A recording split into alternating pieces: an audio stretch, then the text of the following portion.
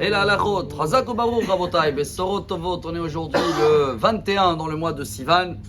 On est dans des semaines, je parle très chaudes déjà, bon, de le côté de climat, mais c'est toujours dans les parachiotes où il n'y a que des histoires, il n'y a que des mahlokot, il n'y a que des gens qui ne sont pas d'accord, ou avec Dieu, ou avec Moshe. Et c'est vrai que des fois on attend souvent des gens qui veulent se rapprocher vis-à-vis de la Torah, du judaïsme. Mais ils n'arrêtent pas de dire, mais regardez chez vous comment vous n'êtes pas d'accord, et celui-là il se bagarre avec l'autre, et tout en plus au nom de Dieu. Et la vérité, c'est qu'ils ont raison. Mais la majorité, ils ne cherchent pas des histoires. L'inverse, on cherche que le shalom. Alors pourquoi on attend plus ceux-là qui font toujours les histoires, et des fois au nom de Dieu, et les autres qui cherchent à voir, on sait shalom bimromav, on ne les attend pas. La réponse, chers amis, c'est le Maharal de Prague. Il y a à peu près 400 et quelques années, un des grands rabbins, penseurs, Rabbi Yehuda Levi, et lui il dit que il y a un midrash dans le Yalkut, Jérémie, Irmia, qu'il amène qu'à l'époque de Jérémie, on remonte à la description du premier temple, il y avait 3 prophètes, Irmia en hébreu, Tsefania et Hulda. Irmiao, il était dans les shvakim, lui il faisait la prophétie dans les marchés, il allait dans le chouk. Tsefania, il allait dans les synagogues, et Hulda, elle allait vers les femmes. Et les 3, ils disaient au nom de Dieu, s'il vous plaît, écoutez, il faut faire tchouva. Alors le Maharal de Prague, il dit, attendez, c'est incroyable.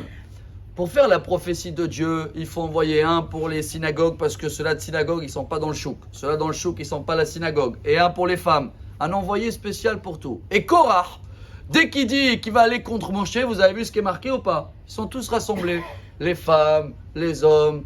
Et de là, qu'est-ce qu'on apprend? Que quand il y a une bagarre, tout le monde y fonce et ils aiment ça et ils veulent rajouter. Mais quand c'est calme, ça intéresse personne.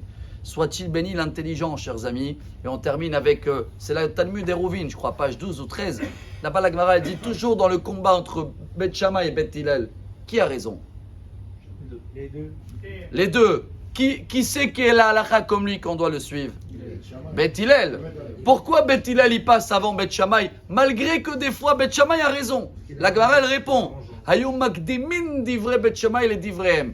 Ils étaient nohim, ils laissaient passer parler avant Beth Shammai. Donc même s'ils n'ont pas raison, mais le fait d'être calme et d'écouter les choses en douceur, c'est eux qui ont, la halakha elle est comme eux. Celui-là que même qu'il a raison, mais il cherche les histoires, il va parler fort et il va essayer de montrer qu'il a raison, ça sert à rien, il vaut mieux d'éviter. Alors voilà le message pour ces journées panicules, de ne pas paniquer, prendre les choses dans le calme malgré la chaleur et les tensions. Cherchez toujours le shalom. Et même si ça intéresse personne, parce que dans tous les journaux et les réseaux sociaux, ils cherchent que les histoires, si on a compris de baisser la tête et de chercher le calme, alors vous allez voir qu'il n'y a que des raisons à se rapprocher de la Torah. Car derachea darkei noam vechol netivotea shalom.